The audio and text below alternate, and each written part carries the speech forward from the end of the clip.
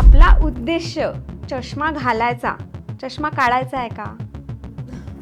नाही. चष्मा घातल्याने नंबर कमी करायचा हे आपला उद्देशच नाही आहे. मूळ म्हणजे चष्मा आम्ही का देतोय की तुम्हाला क्लिअर दिसावं. जो तुमचा सराउंडिंगचा इल्युमिनेशन आहे तो आणि स्क्रीनचा इल्युमिनेशन सिमिलर पाहिजे. असं नाही की रूम फुल डार्क आहे आणि स्क्रीनमधूनच लाईट येते आहे. देन अगेन ताण पडतो डोळ्यांवर किंवा हार्मफुल इफेक्ट्स होतात. तर एक 20-20 रूल असतो जो आम्ही सगळ्याच IT प्रोफेशनल्सला रेकमेंड करतो की every 20 minutes you take a break of 20 seconds and you look at an object 20 feet away.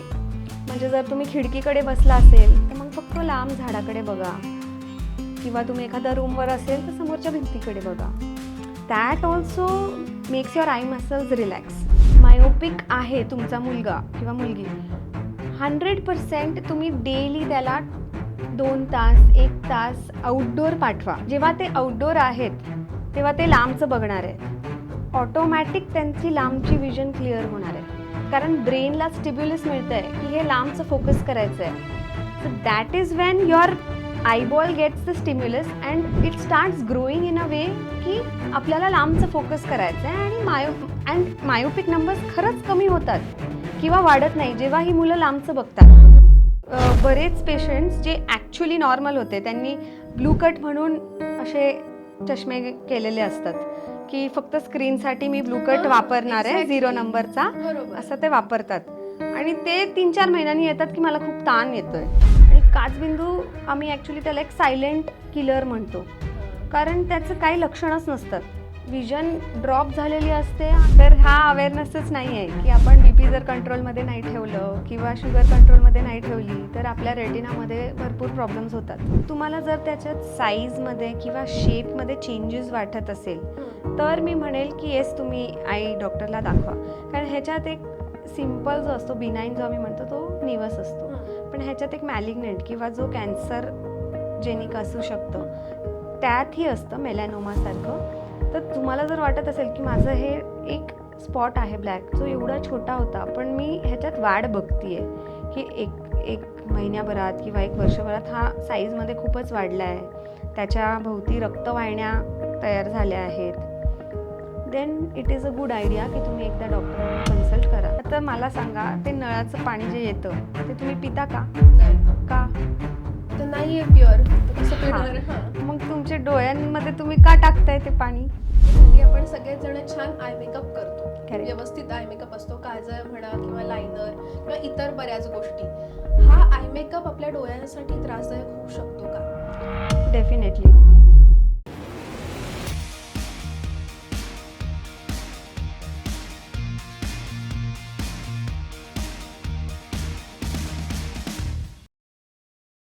Hi hello नमस्कार. रोलिंग स्कोप या चॅनलवर मी रुचामुळे तुमचं मनापासून स्वागत करते. आजपर्यंत आपण वेगवेगळ्या विषयांवर पॉडकास्ट घेतलेत, अनेक डॉक्टर येऊन गेले, पण एक विषय जरा मागे पडत होता तो म्हणजे डोळे. आता डोळे हा आपल्या शरीराचा अत्यंत सुंदर आणि अविभाज्य भाग आहे, कारण आपल्याला जग दाखवण्याचं आणि थोडक्यात रियालिटी दाखवण्याचं काम हे डोळे करतात.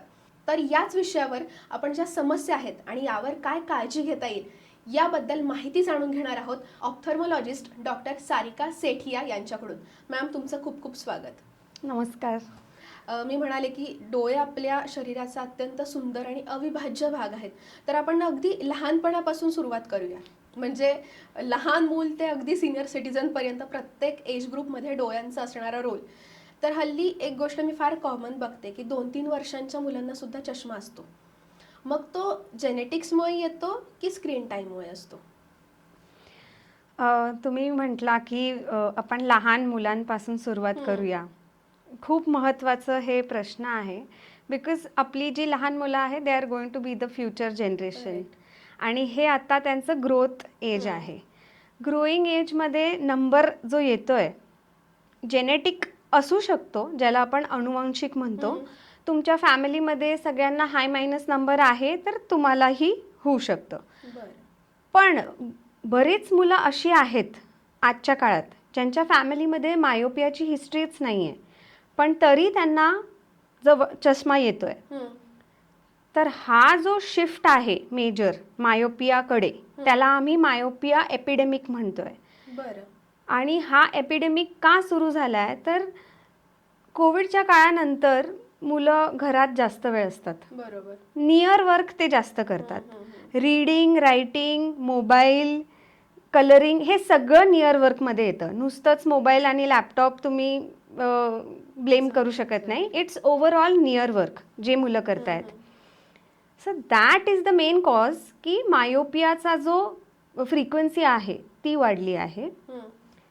ह्याला आपण प्रिव्हेंट कसं करू शकतो तर डेली तुम्ही मुलांना घराच्या बाहेर पाठवा. कुठलं तरी फिजिकल ॲक्टिव्हिटी किंवा स्पोर्ट्स जसं काय बॅडमिंटन, क्रिकेट ज्यात ते लांबचं बघतायत, ह्या गोष्टी त्यांनी केल्या तर नक्कीच मायनस नंबर किंवा मायोपिया वाढणार नाही. ओके.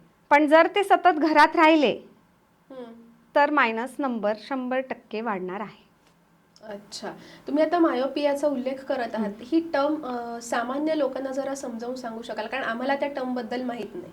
हो, तर लांबचं जेव्हा आपल्याला अंधुक दिसतं आणि मायनस नंबर येतो त्याला आपण मायोपिया म्हणतो. मायोपिया म्हणजे काय तर एक आपले जे डोळे लाईट रेज जेव्हा आपल्या डोळ्यांवर पडतात ते फोकस रेटिनावर होतात. पण मायोपिक आईज नॉर्मल आईजपेक्षा लॉंग असतात बरं. किंवा मोठे असतात. तुम्ही बघितलं असेल मायोपिक पेशंटचे डोळे थोडे मोठे असतात, असे क्लिअर दिसतात एकदम मोठे. तर हे जे लाईट रेज रेटिनाच्या वर फोकस होण्याऐवजी हे रेटिनाच्या पुढे फोकस होतात. ओके. म्हणून आम्ही एक कॉन्केव्ह लेन्स देतो तुम्हाला, मायनस लेन्स, ज्यानेकरून हे रेज डायव्हर्ज होऊन रेटिनावर फोकस होईल. तर बेसिकली जेव्हा आम्ही करेक्शन देतोय तुम्हाला, we are just trying to focus the light rays exactly on your retina so that you can see clearly. Okay. आणि प्लस नंबर बद्दल आपण काय म्हणतो? प्लस म्हणजे हायपरमेट्रोपिया. हायपरमेट्रोपिया म्हणजे आपण जवळचं आपल्याला अंधुक दिसतं, लांबचं ह्या पेशंट्सना बऱ्यापैकी क्लिअर वाटतं. तर हायपरमेट्रोपियाला आपल्याला प्लस नंबर द्यावा लागतो. हे आयबॉल्स छोटे असतात नॉर्मल आयबॉलपेक्षा. अच्छा. म्हणजे ह्या दोन मधला एक बेसिक डिफरन्स कळावा हा एक उद्देश होता.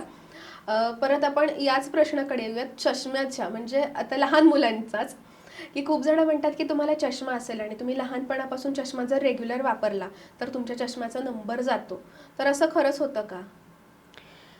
आता चष्मा वापरणं हे का गरजेचं आहे आपण पहिली तो घेऊया. आता लहान मूल आहे, ओके, तो शाळेत जातोय, जर त्याला बोर्डचं क्लिअर दिसतच नसेल तर तो नोटबुक कशी कंप्लीट करणार? त्याच्या डेली ॲक्टिव्हिटीजमध्ये हे हिंड्रन्स होतं. कुठला स्पोर्ट असेल तरी तुम्ही बघाल की ते परफॉर्म करता येत नाही ह्या मुलांना ज्यांना मायोपिया किंवा मायनस नंबर असतो. तर वन्स ते स्टार्ट वेअरिंग ग्लासेस त्यांचं ओव्हरऑल अकॅडमिक आणि स्पोर्ट्स इम्प्रूव्ह होतं, कारण now they are seeing clearly. Okay, त्यांना जर क्लिअर दिसत असेल तर तो ते चाइल्ड पण ते स्वतः चष्मा घेतात. तुम्ही जरी त्यांना सांगितलं की चष्मा काढून ठेवा तरी ते मुलं स्वतःहून घेतात, कारण त्यांना माहिती आहे की त्यांना क्लिअर दिसतंय ह्याच्यामुळे. तर आपला उद्देश चष्मा घालायचा, चष्मा काढायचा आहे का? नाही. चष्मा घातल्याने नंबर कमी करायचा हे आपला उद्देशच नाही आहे. मूळ म्हणजे चष्मा आम्ही का देतोय की तुम्हाला क्लिअर दिसावं, and that is the whole and sole purpose of the chashma. चष्मा काढायचा असेल तर त्याला वेगळे टेक्निक्स आहेत, तो आमचा उद्देशच नाही आहे. Because you are growing age, लहान मुलांचं आता वाढतं वय आहे, आपल्याला त्यांना क्लिअर दिसायला पाहिजे. क्लिअर त्याला दिसलं तर तो परफॉर्म चांगलं करणार आहे.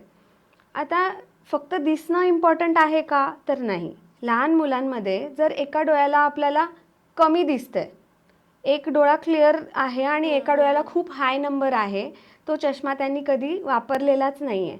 तो जो आय वीक आहे किंवा ज्याला ब्लर दिसतंय तो आय हळूहळू ब्रेन इग्नोर करायला लागतो आणि तो तिरळा होत जातो. तर तिरळेपणा निर्माण होऊ शकतं आणि तो डोळा आळशी होऊ शकतो. लेझी आय किंवा आळशी डोळा आम्ही म्हणतो त्याला. So all this can happen because that child is not wearing glasses. Okay. So my aim of prescribing glasses to a child is only to help him see clear. त्याला तिरळा पण झालं नाही पाहिजे आणि त्याला लेझी आईज झालं नाही पाहिजे. सर कुठलेही पेरेंट असेल तर दिस आर द इम्पॉर्टंट फॅक्टर्स की तुमची Okay. मुलं चष्मा वापरली पाहिजे. हे नाही की चष्मा वापरल्याने आमच्या मुलाचा पॉवर कमी होतो आहे. फॉलोअपला पण बरेच पेरेंट्स येतात. पहिला प्रश्न त्यांचा हेच असतो की मॅडम आता नंबर कमी झालं आहे का. नंबर कमी करायचा असेल तुम्हाला तर आत्ता टेक्नॉलॉजीज खूप वाढल्या आहे. चाइल्डहुडमध्ये पण नंबर कमी करता येतो बरं का. Okay. त्याला आपण ॲट्रोपिन आय ड्रॉप्स देतो बरं. लहान मुलांमध्ये. रोज रात्री तुम्ही ड्रॉप्स हे वापरू शकता. किंवा मायोपिया कंट्रोलचे ना वेगळे लेन्सेस येतात जे आपले चष्मे आहेत त्यात आपण लेन्स बसवतो करेक्ट. बरोबर, हो. तर त्यात लेन्सेस पण आहेत वेगवेगळ्या प्रकारचे ज्यात आपण मायोपिया कंट्रोल लेन्सेस ह्या मुलांमध्ये आपण देऊ शकतो. So this all can prevent की तुमचा नंबर फास्ट वाढणार नाही किंवा स्टेबल राहील किंवा कमीही होईल. ओके. बट चष्मा वापरणं is definitely not the reason की तुमचा नंबर कमी होणार आहे. ओके. म्हणजे हे सगळ्यात महत्वाची गोष्ट ही, कारण सगळ्यांनाच असं वाटतं की रेग्युलर चष्मा वापरला की हळूहळू नंबर तुमचा कमी होतो. पण लहान मुलांसाठी तुम्ही म्हणालात की खूप काही गोष्टी आहेत की ज्याच्यामुळे नंबर कमी करता येईल, तर त्यामध्ये काय काय इन्क्लूड होतं? तर हे low dose atropine eye drops येतात. हे ऑफ्थॅल्मॉलॉजिस्ट प्रिस्क्राईब करतात आणि इफ बाकी पॅरामीटर्स ओके असतील तर आम्ही हे ड्रॉप्स देतो. फक्त हे मायोपियासाठीच उपयोगी आहेत. जर तुम्हाला अस्टिग्मॅटिझम असेल किंवा हायपरमेट्रोपिया जसं आपण बोललो मग त्या सिच्युएशनमध्ये these drops are of no use. तर फक्त मायोपिक पेशंट्सला आपण low dose atropine eye drops prescribe करू शकतो. ह्यानी नंबर कंट्रोल किंवा कमी पण होतो. दुसरं म्हणजे मायोपिया कंट्रोल ग्लासेस. आता बरेच ब्रँड्स आहेत जसं काय होया, क्रिझाल, हे मायोपिया कंट्रोल ग्लासेस लेन्सेस येतात ह्यांचे. आणि त्यांची टेक्नॉलॉजी आणि रिझल्ट्स खूपच छान आहे. जर लहान मुलांमध्ये 5-6 असे काही नंबर्स असतील, ऑब्व्हियसली जसं जसं उंची वाढते नॉर्मली नंबर वाढतो. असं कंपल्सरी नाही पण नॉर्मली आपण पॅटर्न बघतो तो हाईटसोबत नंबरही वाढतो. तर ह्या मुलांमध्ये नक्कीच मायोपिया कंट्रोल लेन्सेसचा फायदा होतो. तिसरं सगळ्यात important is outdoor sports. Myopic आहे तुमचा मुलगा किंवा मुलगी, 100% तुम्ही डेली त्याला 2 तास 1 तास आउटडोअर पाठवा. जेव्हा ते आउटडोअर आहेत तेव्हा ते लांबचं बघणार आहेत. ऑटोमॅटिक त्यांची लांबची विजन क्लिअर होणार आहे कारण ब्रेनला स्टिम्युलस मिळतं आहे की हे लांबचं फोकस करायचं आहे. So that is when your eyeball gets the stimulus and it starts growing in a way की आपल्याला लांबचं फोकस करायचं आहे. आणि मायोपिक नंबर्स खरंच कमी होतात किंवा वाढत नाही जेव्हा ही मुलं लांबचं बघतात. आता तुम्ही बरेच क्रिकेटर्स वगैरे बघितले असतील, हे लहानपणीपासून बाहेरच मोठे झालेत, ह्यांना मायनस नंबर्सच नसतात. बरोबर. कारण nature has created all these things. नेचरला पण कळतं की जेव्हा लांबचं बघायचं आहे तर ते क्लिअर दिसायलाच पाहिजे ना डोळ्याला. तर म्हणून हे मी एकदा म्हणजे रिपीटेडली सांगते की पालकांनी ते इनिशिएटिव्ह घ्यायला पाहिजे की आज माझा मुलगा शाळेतून आलाय, त्यांनी खाल्लंय का आपण बघतो, होमवर्क केलंय का आपण बघतो, पण तो बाहेर जाऊन खेळायला गेला का ते आपण बघतच नाही. घरात खेळतायत, सेफ्टी, ह्या सगळ्या गोष्टी खूप चेंज झाल्या आहे over the years. But outdoor activity is a must for every child. आणि आउटडोअरमध्ये जी लाईट असते तो नॅचरल सनलाईट असते किंवा नॅचरल प्रकाश असतो, त्यातही खूप हिलिंग प्रॉपर्टीज आहेत. म्हणजे even if you just go outdoors, the sun rays पडतायत, विटॅमिन डी मिळतंय, म्हणजे ओव्हरऑल मुलांची डेव्हलपमेंटही छान होते आणि डोळ्यांचा नंबरही कमी होतो. अच्छा, म्हणजे या नॅचरल वेज आहेत आपण म्हणू शकतो ज्यामुळे डोळ्यांचा नंबर कमी होतो. डेफिनेटली. आणि आत्ता काय होतं की हे लहान मुलांचं एक स्पेसिफिक वय गेलं ना की यंग जेव्हा आपण एजमध्ये जातो, कॉलेज म्हणा किंवा तुम्ही जॉब प्रोफाईल, या सगळ्याच्यामध्ये तुम्हाला आजूबाजूला ना अनेक गोष्टी दिसायला लागतात ज्याच्यावर आपण विश्वास ठेवतो. जसं आत्ता आले की आपल्या डोळ्यासमोर फार स्क्रीन असते प्रत्येकाच्याच, नाही म्हटलं तरी. आणि आता सध्या असं एक आले की ब्ल्यू कट. हा जो ब्ल्यू कट आहे ज्याच्यामुळे तुमच्या डोळ्यांवर इम्पॅक्ट होत नाही असं सांगितलं जातं, हे कितपत खरं आहे? तर ब्लू कट समजायचा अगोदर आपण ब्लू रेसबद्दल पहिली बोलूया. आता ब्लू रेस नॅचरल लाईट येते. आपण सगळ्यांनी हे अभ्यास केला आहे, प्रिझमवर नॅचरल लाईट पडली की त्याची पूर्ण स्पेक्ट्रम तयार होतो. बरोबर. त्यात एक ब्लू रे पण असतो. हो. करेक्ट. आता ब्लू रेज आपल्याला काय सांगतात दिवसभर, की we have to be awake. Okay. Okay. रात्री सनलाईट असतो का? नाही. तर म्हणजे ब्लू रेज पण नसतात. सो दॅट्स वॅन आपल्या ब्रेनला स्टिम्युलस मिळतं की द डे इज ओव्हर आणि आपल्याला जाऊन झोपायचं आहे. आता आपण नॅचरल लाईटवर डिपेंडंटच नाही आहेत. आपण आपली सगळी लाईटा लावल्या आहेत सगळीकडे घरात. So now this light has blue light. Okay. हां. सो जेव्हा स्क्रीन्स आहेत किंवा मोबाईल फोन्स आहेत, हे सगळे ब्लू लाईट एमिट करतात. ह्या ब्लू लाईटमुळे आपल्या ब्रेनला स्टिम्युलस मिळतो आहे की अजूनही डे आहे. आणि जी आपली स्लीप सायकल आहे ती डिस्टर्ब होती आहे. अच्छा. ओके. सो जर तुम्हाला ब्लू रेस कट करायचे असतील तर तुमच्या फोनमध्ये एक नाईट मोड असतो हो. किंवा स्क्रीनमध्ये पण नाईट मोड हो, असतो. हो, हो. तो तुम्ही ऑन केला की ऑटोमॅटिक ब्लू कट होऊन जातं. त्याच्यासाठी सेपरेट चष्मा घालायची काही गरज नाही आहे आणि दिवसभर ब्लू कट घालून फिरायची काहीच गरज नाही आहे. डे टाईममध्ये you need blue rays. That's what's going to stimulate you to stay awake. Okay, म्हणजे ती गरजच नाहीये, पण ती हल्ली प्रत्येक ठिकाणी बंबार्डिंग केलेली गोष्ट आहे की तुम्ही घातल्याने Yes. तुम्हाला स्क्रीनचा पण त्रास कमी होतो किंवा डोळे दुखी कमी होते, असं काही असं काहीच नाही आहे. इनफॅक्ट बरेच पेशंट्स जे ॲक्च्युली नॉर्मल होते त्यांनी ब्लू कट म्हणून असे चष्मे केलेले असतात की फक्त स्क्रीनसाठी मी ब्लू कट हां, वापरणार आहे exactly. 0 नंबरचा, बरोबर. असं ते वापरतात. आणि ते 3-4 महिन्यांनी येतात की मला खूप ताण येतो आहे. हां. सर दिवसभर ब्लू कटचा काहीच रोल नाही आहे. After 6-7 PM I can understand की ते आपली स्लीप सायकल ऑल्टर होणार आहे. So then you can wear blue cut glasses. पण बाकी त्याचा असा काही काहीच रोल नाही आहे. अच्छा, म्हणजे फक्त एक मार्केटिंग स्ट्रॅटेजी आपण म्हणू शकतो. ॲब्सोल्युटली. बरं. आणि IT मध्ये काम करणाऱ्या लोकांना तुम्ही काय सजेस्ट कराल? कारण त्यांचं दिवसभर काम हे ऑलमोस्ट स्क्रीन समोर असतं. स्पेसिफिकली मी IT म्हणते कारण या लोकांना त्याच्याशिवाय पर्याय नाहीये. करेक्ट. तर त्यांच्यासाठी काही ऑप्शन्स आहेत का? तर ब्लू कट नाही तर काय? तर ह्यांना आपण ARC अँटी रिफ्लेक्टिव्ह कोट हा कोट आपण प्रिस्क्राईब करतो प्रत्येक ग्लासेससोबत. कारण ह्यानी जे स्क्रीनचे रिफ्लेक्शन्स येतात ते कमी होतात. मग बरेचशा गोष्टी आहे की तुमचं पॉश्चर व्यवस्थित आहे का, मग लाईटिंग कसं आहे. युजली आपण सांगतो की जो तुमचा सराउंडिंगचा इल्युमिनेशन आहे तो आणि स्क्रीनचा इल्युमिनेशन सिमिलर पाहिजे. असं नाही की रूम फुल डार्क आहे आणि स्क्रीनमधूनच लाईट येते आहे. देन अगेन ताण पडतो डोळ्यांवर किंवा हार्मफुल इफेक्ट्स होतात. चष्मा तर त्यांना वापरलेला त्यांनी चांगलाच आहे, पण आता त्यांचे 8-9 तास असे वर्किंग आवर्स असतात. तर एक 20-20 रूल असतो जो आम्ही सगळ्याच IT प्रोफेशनल्सला रेकमेंड करतो की every 20 minutes you take a break of 20 seconds and you look at an object 20 feet away. म्हणजे जर तुम्ही खिडकीकडे बसला असेल तर मग फक्त लांब झाडाकडे बघा किंवा तुम्ही एखाद्या रूमवर असेल तर समोरच्या भिंतीकडे बघा. That also makes your I muscles relax. Okay. Actually आपल्या आय मसल्सला आपण खूप अंडररेट केलं आहे. आय मसल्स आपले खूप काम करतात. आपल्या डोळ्यात सिलियरी मसल असा एक मसल आहे बरं. जो काम करतो. आता तुमच्याकडे एक कॅमेरा आहे. कॅमेरामध्ये जेव्हा तुम्ही लांबचं फोकस करता तेव्हा जवळचं काय होतं इमेज, ब्लर होते. ती ब्लर होते. करेक्ट. डोळे पण कॅमेरासारखेच आहेत.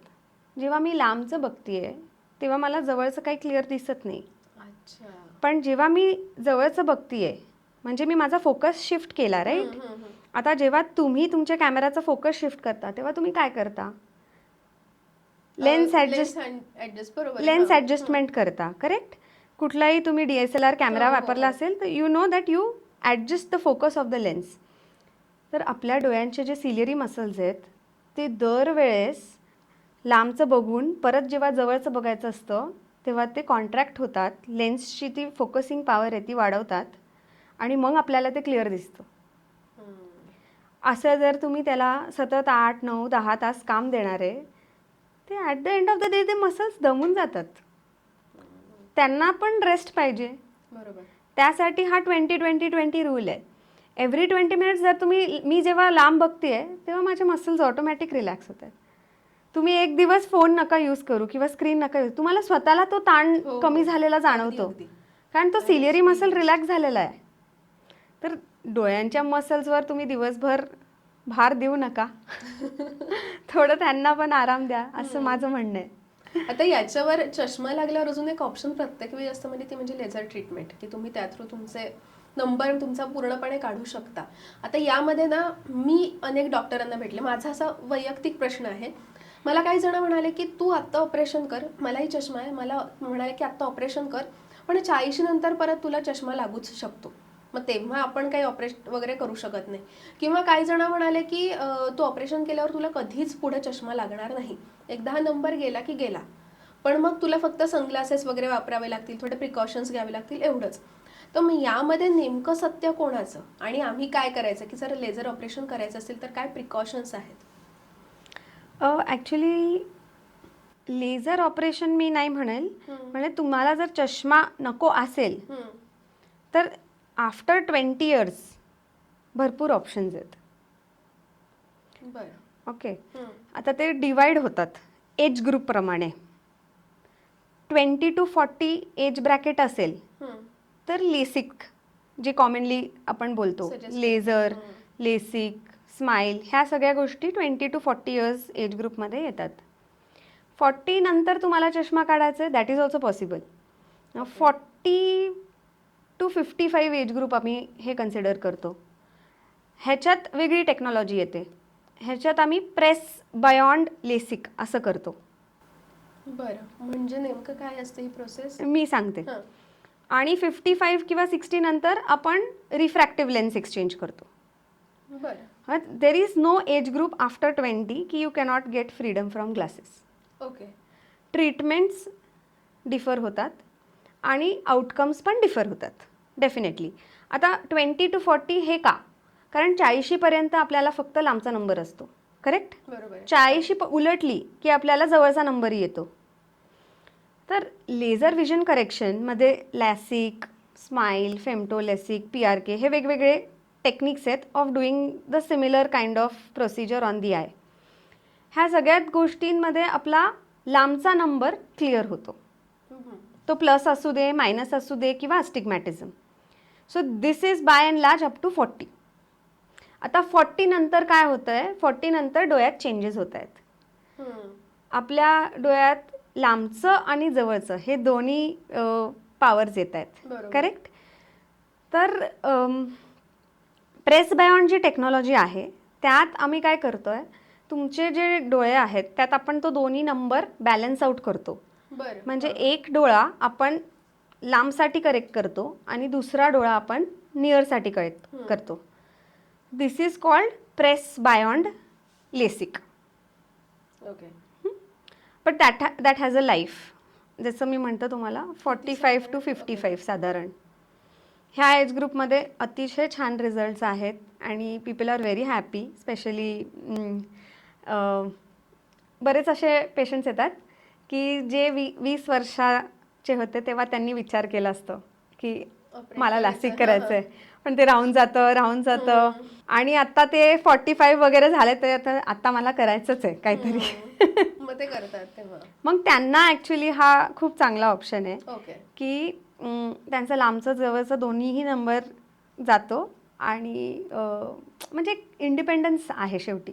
ग्लासेस म्हणजे यू आर कॉन्स्टंटली डिपेंडेंट. कुठे जायचं आहे, फिरायचं आहे, स्विमिंग करायचं आहे, चष्मा असं नकोसं वाटतं बऱ्याच लोकांना. तर Presbyond is really boon for that age group. आता 55 नंतर तो चष्मा जातोच का, म्हणजे नंबर आपला पूर्ण जातो किंवा चष्मा परत लागू शकतो? येस. सो तर त्याचं एज आहे 55, करेक्ट? तर ह्याच्यात लांबचं जवळचं दोन्ही क्लिअर झालं अप टू 55. 55 नंतर तुम्हाला जवळचा लागतो, पण अगदी 0.5 किंवा 1, खूप नाही. तुम्हाला चष्म्याची गरज मात्र भासते. हो, आफ्टर 55 जवळचा थोडा नंबर लागतो. ओके. म्हणजे आपण कुठल्याही पद्धतीने ऑपरेशन केलं तरी आपल्याला एका स्पेसिफिक एज नंतर चष्मा परत लागू शकतोच, नाही, असं आहे? नाही. ओके. नाही. आता मी तेच हां, हां. तिथे येते. तर जर तुम्ही 50-55 क्रॉस्ड आहात, हं.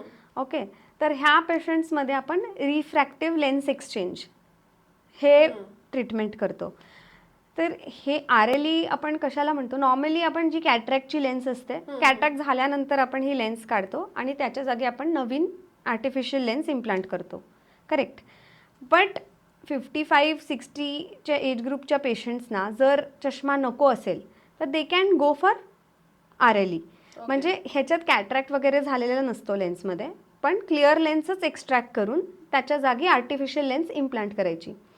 आता जे आर्टिफिशियल लेन्सेस असतात त्यात मल्टीफोकल किंवा ट्रायफोकल लेन्सेस अगदी सुपर्ब क्वालिटीच्या आल्यात आता. बरं. आणि ह्याच्यात जसा तुमचा प्रोग्रेसिव्ह चष्मा असतो, लांबचं, जवळचं, कम्प्युटरचं, हे तिन्ही विजन्स तुम्हाला क्लिअर दिसतात, त्या लेन्सेस सेम परफॉर्म करतात. म्हणजे तुम्हाला तिन्ही डिस्टन्सेस ॲब्सोल्युटली क्लिअर दिसतात विदाऊट ग्लासेस. ओके. तर सेम मी माझ्या स्वतःच्या आईला केलं आहे. ओके. बिकॉज ती दरवर्षी जाऊन नवीन नवीन चष्मे करून यायची आणि कधीच वापरायची नाही.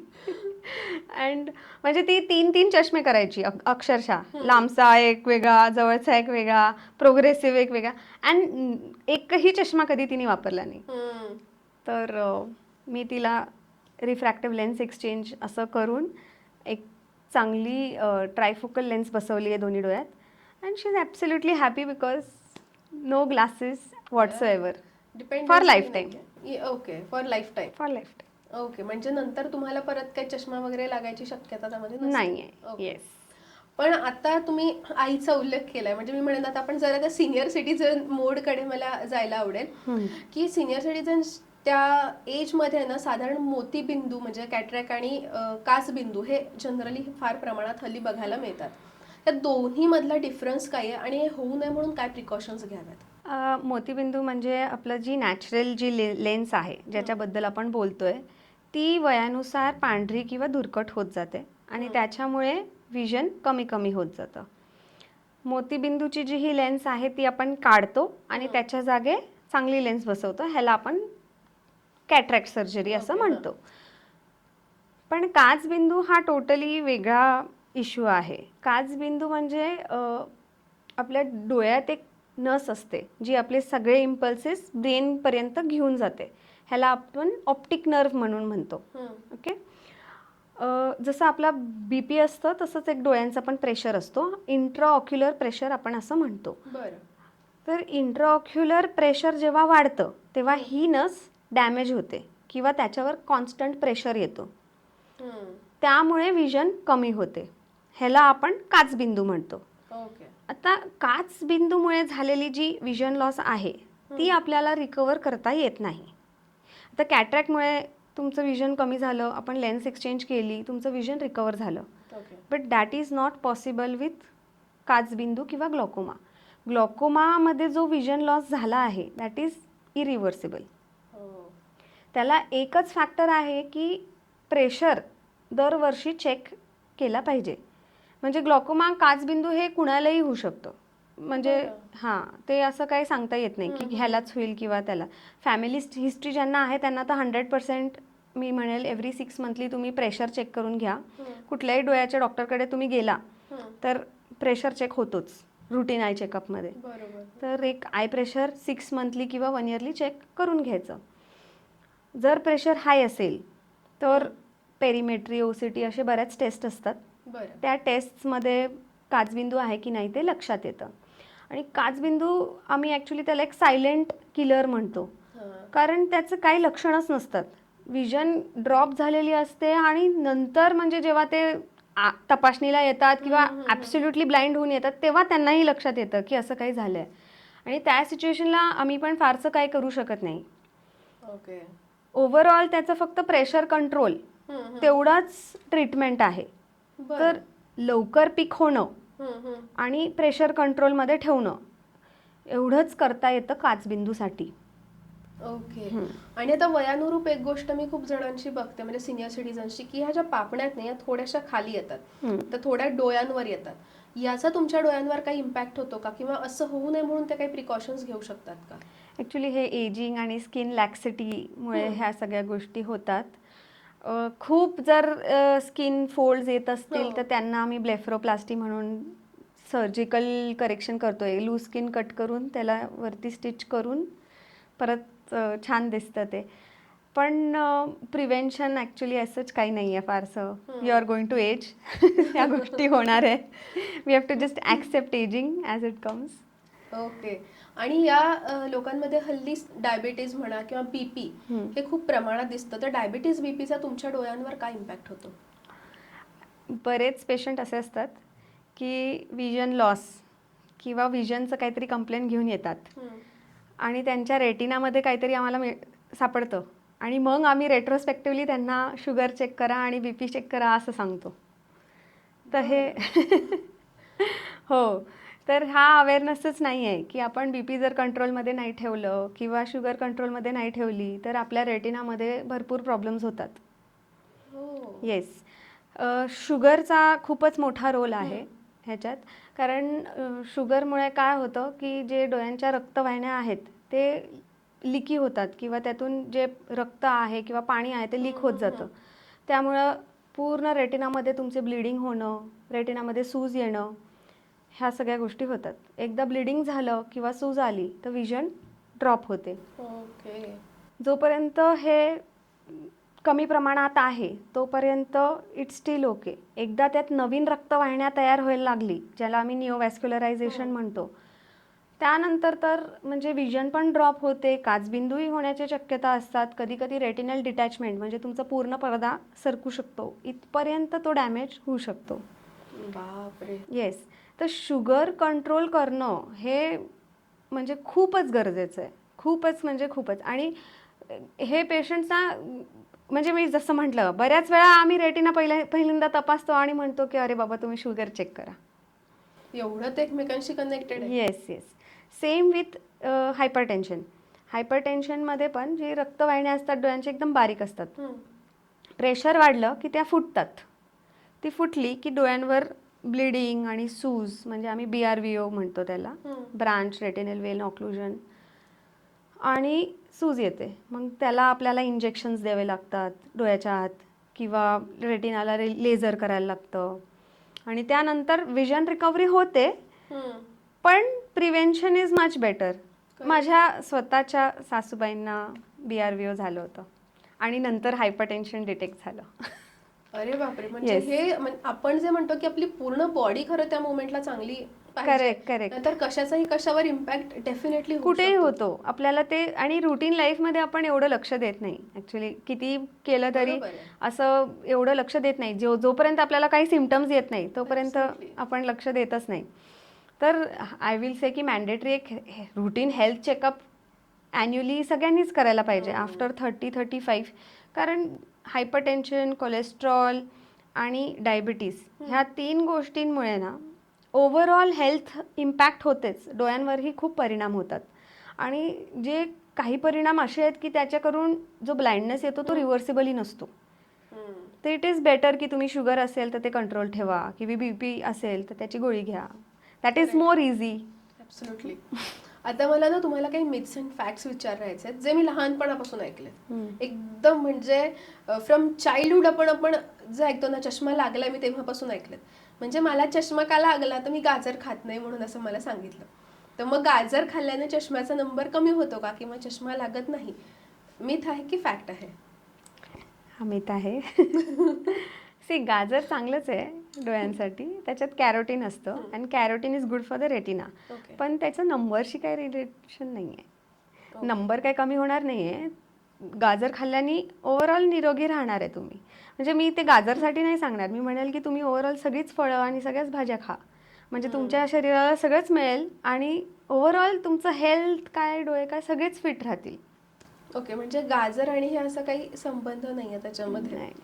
दुसरं एक आहे की मी एका ठिकाणी ना मध्यंतरी अशी ॲड बघितली की तुमचा 21 दिवसात नंबर जाईल डोळ्यांचा, तुम्ही हे आय ड्रॉप्स घाला. हे ॲड्स बघून ना खूप जण तिथे जातात आणि तशा पद्धतीचे आय ड्रॉप्स वगैरे डोळ्यात घालतात. तर खरंच अशा आय ड्रॉप्सने आपला नंबर कमी होतो का? मला पण आवडेल. असे असे काय आविष्कार झाले आणि आम्ही पण प्रिस्क्राईब करू शकलो तर आम्हाला खरंच आवडेल. म्हणजे एवढं कॉम्प्लिकेटेड आता जे ट्रीटमेंट्स आहेत त्यात एवढ्या गोष्टी आहेत, म्हणजे even for a LASIK surgery खूप पॅरामीटर्स आहेत जे आम्हाला पहिली स्टडी करायला लागतात. Right from your corneal thickness, तुमचा कर्वेचर, केरेटोकोनस आहे की नाही, ड्रायनस आहे की नाही, पॉवर्स किती आहेत, ह्या सगळ्या गोष्टी जेव्हा आम्ही डेटा कम्प्युटरमध्ये टाकतो आणि ते ॲनालिसिस करतो, त्यानंतर आम्हाला एक रिपोर्ट मिळतो आणि त्या रिपोर्टवर आम्ही ठरवतो की ह्या पेशंटला जर आपण लेसिक केलं तर ह्यांना काही प्रॉब्लेम पुढे होणार नाही, तरच आपण ट्रीटमेंटमध्ये गो अहेड करतो. नाहीतर ॲक्च्युली आपण बरेच पेशंट्स रिजेक्ट पण करतो. तुम्ही ऐकलं असेल की काही पेशंट्सचा कॉर्निया थिन असतो, मग त्यांच्यात आपण लेसिक सर्जरी किंवा अशा सर्जरीज आम्हाला करताही येत नाही. तर इतकं जर सोपं असतं की 21 दिवसात ड्रॉप्स टाकून तुमचे चष्म्याचे नंबर जाऊ शकतात, तर मग आम्हाला खरंच आवडेल. अजून एक मी ऐकलंय की कॉपर वेसल मधलं जर पाणी तुम्ही रेग्युलर प्यायलात तरी सुद्धा तुमच्या चष्म्याचा नंबर कमी होतो. ट्राय करण्यात काहीच हरकत नाही. पण हे मिथ आहे की फॅक्ट आहे? करून बघूया. हे पण मिथ मध्ये म्हणजे आपण म्हणू शकतो. ऑफकोर्स, म्हणजे इतकं मी तेच म्हणते तुम्हाला, इतकंच इझी नाही आहे. डेफिनेटली कॉपर तुमच्या ओव्हरऑल हेल्थसाठी ते पाणी वगैरे चांगलं असणार आहे, बट म्हणजे लगेच नंबर उतरतो वगैरे असं नॉट काही होणार नाही. लगेच असं म्हणता येईल, पण एक साधारण एक 2-3 वर्षांचा पिरियड गेल्यावर तुमचा नंबर थोडा कमी होतो असं मी खरंच ऐकलंय की त्याच्यामुळे तुमच्या डोळ्यांना जरा आराम मिळतो आणि नंबर खरंच कमी होतो. तर हे म्हणजे ऑन व्हेरी ऑनेस्ट नोट हे खरंच तथ्य आहे का त्याच्यामध्ये? नाही नाही, ह्याच्यात काहीच म्हणजे तथ्य नाही आहे. हे पण मिथ म्हणता येईल. मिथच आहे. ओके, आता परत आपल्या नॉर्मल प्रश्नांकडे आपण बोलूयात. आता मी काही जनरल प्रश्न विचारते. आता खूप जणांना असा एक प्रॉब्लेम असतो ना की अंघोळ वगैरे करून आल्यानं डोळ्यांमध्ये एक प्रचंड लालसरपणा येतो. याचं कारण काय असू शकतं? बऱ्याच वेळा ड्रायनेस आणि ॲलर्जी ह्या दोन्ही पेशंट्सना असं होतं. अंघोळ करून येतात आणि फुल डोळे लाल लाल होतात. येस. ह्यांच्यात आपण युजली लुब्रिकेटिंग आय ड्रॉप्स वगैरे सजेस्ट करतो, जेणेकरून जो ड्रायनेस आहे तो होणार नाही, पण ही जी टेंडन्सी आहे ती राहतेच. अच्छा. पण ते काय खूप मोठा आजार किंवा असं काही नाही आहे. ओके. खूप जणांच्या डोळ्यांच्या भोवती एक निळसर छटा असते किंवा थोडे ब्लॅक ब्लॅक डॉट्स असतात. तर याचं कारण काय असू शकतं? तीळसारखे आहेत, जसे तुम्हाला फेसवर असतात ते निवस म्हणतो आम्ही, ते डोळ्यांवर पण असतात. मग त्याचा काही तुमच्या दृष्टीवर परिणाम होतो? तुम्हाला जर त्याच्यात साईजमध्ये किंवा शेपमध्ये चेंजेस वाटत असेल तर मी म्हणेल की येस, तुम्ही आई डॉक्टरला दाखवा. कारण ह्याच्यात एक सिम्पल जो असतो बिनाईन जो आम्ही म्हणतो तो निवस असतो, पण ह्याच्यात एक मॅलिग्नंट किंवा जो कॅन्सर जेनिक असू शकतं त्यातही असतं मेलॅनोमासारखं.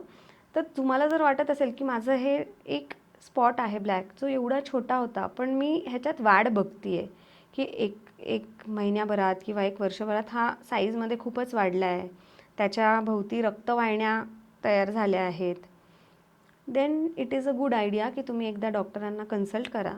ओके. त्याच्यात काही ग्रोथ फॅक्टर का आहे तो एकदा इव्हॅल्युएट करून घेणं गरजेचं आहे. ओके. सिनियर सिटिझन्सने स्पेसिफिकली डोळ्यांची आफ्टर 60s कशा पद्धतीने काळजी घ्यावी? मी सगळ्यात पहिली म्हणेन डोळे धुणं बंद करा. हो, हा पण एक प्रश्न आहे की खूप जणांना की डोळे स्वच्छ करायचे ते असे एक सपासप हपकारे मारतात चेहऱ्यावर. येस. तर हे पण कितपत योग्य आहे? नाही, आता मला सांगा, ते नळाचं पाणी जे येतं ते तुम्ही पिता का? नाही. का? तर नाहीये प्युअर, तर कसं हां, पिणार? हा. मग तुमच्या डोळ्यांमध्ये तुम्ही का टाकताय ते पाणी? ते प्युअर नाहीच आहे ना. तर आता ते जे टॅप वॉटर येतं त्याचा सोर्स तुम्हाला माहिती नाही, त्याच्यात किती बॅक्टेरिया व्हायरस सगळे येत आहेत त्या पाण्यासोबत, तर तुम्ही डोळ्यात मारताय डायरेक्ट. तर एक तर त्यात इन्फेक्शन होण्याचे चान्सेस वाढवत आहे, आणि दुसरं म्हणजे नॅचरली जे आपल्याला टिअर फिल्म लागते आपल्या डोळ्यांना ती पूर्णपणे वॉश होऊन जाते जेव्हा तुम्ही डोळे धुता. तर डोळे धुणं इज लाईक ॲब्सोल्युटली नो. तुम्हाला धुवायचंच असेल तर तुम्ही चेहरा धुवा, डोळे बंद करा आणि एकदम व्यवस्थित चेहरा धुवून घ्या बाहेरून आल्या की. त्यांनी फ्रेश पण वाटतं आणि डस्ट पार्टिकल्स वगैरे बरोबर कुठे आहे. कलेक्टेड असतील तेही वॉश आउट होऊन जातील. पण डोळ्यांवर काय पाणी मारण्याची गरज नाही आहे. डोळ्यांचे जे टिअर्स आहेत ते छान काम करतात आणि तुमची उघडझाप झाली की ते सगळीकडून ते घाण काढतात. ओके, म्हणजे आपण डोळ्यांना पाणी लावायचीच गरज नाहीये. नाही, तुम्ही इन्फेक्शन्स आणि हे सगळे इन्व्हाइट करताय जर तुम्ही स्प्लॅश करताय पाणी रिपीटेडली डोळ्यांवर. पण म्हणजे आता माझा अगदी बाळगत प्रश्न आहे. तुम्ही म्हणालात की टॅप वॉटर नाही, जर मी टॅप वॉटर अवॉइड केलं आणि जे पाणी मी पिते, जे अगदी प्युरिफाईड वॉटर आपल्याकडे सगळ्यांकडे असतं, ते जर पाणी मी डोळ्यांना लावलं, त्याने डोळे धुतले, तर तसं चालू शकेल का? की एक आपल्याला म्हणतो की थंड वाटतं, छान वाटतं, फ्रेश वाटतं, या गोष्टींसाठी? नाही, ही हॅबिटच चुकीची आहे, तर ॲब्सोल्युटली स्टॉप करायला पाहिजे. हे आपण कधी करू शकतो? तुम्हाला जर तुम्ही गाडीवर चालून आलाय आता टू व्हीलरवर, तुम्हाला वाटतं की डोळ्यात काहीतरी कचरा गेला आहे, तो निघत नाही आहे, दॅट इज द टाईम की जेव्हा तुम्ही ड्रिंकिंग वॉटर, जे आर ओ वॉटर आहे त्यांनी डोळा धुतला पाहिजे. का? तर तो कचरा निघायला पाहिजे त्यासाठी. बट रुटीनली काहीच गरज नाही आहे. रुटीनली तुम्हाला जर ताण वाटत असेल तर मी म्हणेल एक गार पाण्याच्या पट्ट्या घ्या, डोळे बंद करा आणि ठेवा डोळ्यांवर. ओके, म्हणजे त्याने तुम्हाला तेवढा रिलीफ मिळतो. येस, रिलीफ पण मिळतो आणि तेवढं तुम्ही स्क्रीन पण कमी बघणार तेवढा वेळ. म्हणजे डोळ्यांना आराम पण मिळेल. बरोबर. आता ना मला जरा मुलींच्या ओरिएंटेड एक प्रश्न आहे की हल्ली आपण सगळेच जण छान आय मेकअप करतो. Correct. व्यवस्थित आय मेकअप असतो, काजळ म्हणा किंवा लायनर किंवा इतर बऱ्याच गोष्टी. हा आय मेकअप आपल्या डोळ्यांसाठी त्रासदायक होऊ शकतो का? डेफिनेटली शेअर केल्यास मेकअप जे इन्फेक्शन्स असतात ते स्प्रेड होतात. तर एक तर तुमचं मेकअप तुम्हीच वापरा, शेअर करू नका म्हणजे एकमेकांसोबत. किट आपलं सेपरेट पाहिजे. स्पेशली आय लायनर किंवा काजळ, कारण जे डोळ्याच्या एकदम जवळ येतं, तर ते तुमचं तुम्हीच वापरायचं, शेअर करायचं नाही. वापरल्यानंतर रात्री झोपायच्या अगोदर एक क्लीनरनी ते व्यवस्थित क्लीन करून घेणं. ओके. कारण रात्रभर ते तिथे ठेवणं, मग परत इन्फेक्शन्स वाढतात. तर क्लीन इट प्रॉपरली. आता आय मेकअप रिमूव्हरचे बरेच प्रोडक्ट्स येतात, तर एक चांगला प्रोडक्ट यूज करून ते काढून घ्यायचं. That is the solution. Yes, because आता that is also the need. म्हणजे यू कॅनॉट अवॉइड कम्प्लिटली, बरोबर. पण you can keep your precautions and continue using. Okay, म्हणजे हे विथ प्रिकॉशन्स आपण कंटिन्यू करू येस शकतो. येस. आणि लास्ट क्वेश्चन, की डोळ्यांची बेसिक काळजी प्रत्येकाने कशी घ्यावी? मी म्हणेल की आता तुम्ही आठवडाभर काम करताय, संडेला तुम्ही आराम करता, संडेला डोळ्यांना पण आराम द्या. ते जरा अवघड होतं, म्हणजे संडेलाच सगळ्यांचे मूव्हीज बाहेर येतात, बिंज वॉच बाहेर येतात. मग कसं होणार? नाही, बट ॲटलिस्ट मी म्हणेल की जो मोबाईल टाईम आहे किंवा लॅपटॉप यूज आहे, जर तुम्ही काम करताय किंवा ते स्क्रोल करताय, दॅट संडेला अवॉइड करा. संडेला छान कुठेतरी टेकडी, आपल्या पुण्याच्या जवळ भरपूर छान टेकडी आहेत, टेकडीला जावा. कारण तुमचे डोळे जेव्हा लांबचं बघणार आहे ना, ते खरंच रिलॅक्स होणार आहेत आणि मंडे मॉर्निंगला तुम्ही फ्रेश राहणार आहेत की परत तुम्हाला काम करायचं आहे. तर मी म्हणेल की एक तर तुम्ही वन डे तुम्ही स्ट्रिक्टली नो डिव्हाइसेस असं घरात नियमच करा. कारण जे तुम्ही करणार आहे तेच मुलं फॉलो करणार आहे.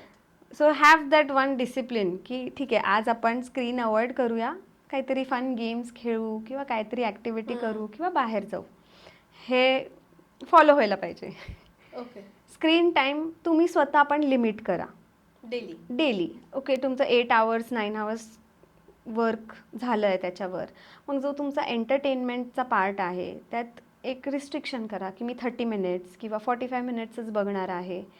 कारण काय होतं आहे, 8-9 hours you are working and on top of that तुम्ही 3-4 तास मोबाईलवर आहात. So that is not correct.